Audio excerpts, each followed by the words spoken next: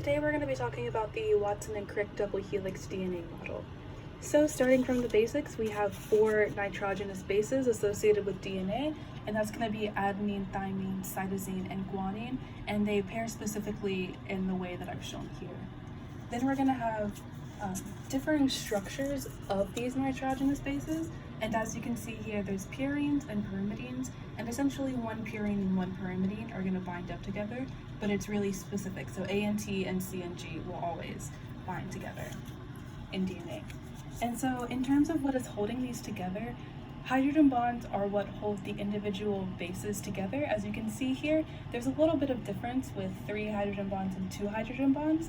However, what's holding the DNA together as a whole is hydrophobic interactions from base stacking, which is where the nitrogenous bases are aligned perpendicularly to the phosphate groups that we'll see in a minute, and it helps provide a lot of tension that keeps it together. So there are also some other structures in the DNA helix.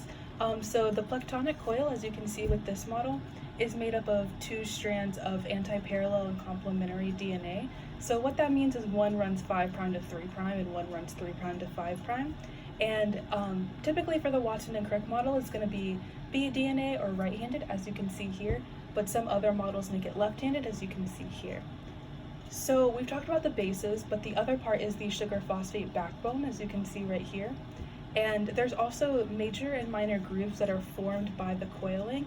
And basically all this means is there are differences in the levels of space between different levels of the Platonic coil, and proteins are going to want to go through the major groove because it's just a bigger door for them to go to.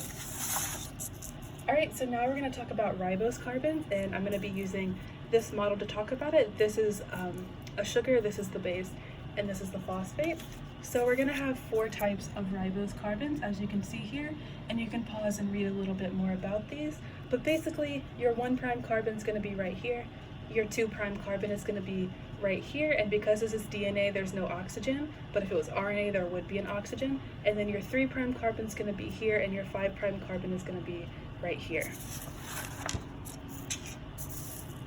So now we're going to talk about what would happen if you put DNA in a positive ion buffer, such as sodium citrate or SSC.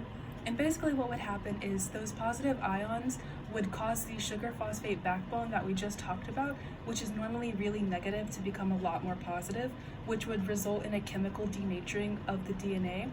This would lower the melting point of the DNA because the DNA would be chemically separated a little bit before it went into heat separation. And this would also cause the bases to absorb more UV. And here's just an illustration of what that looks like before and after.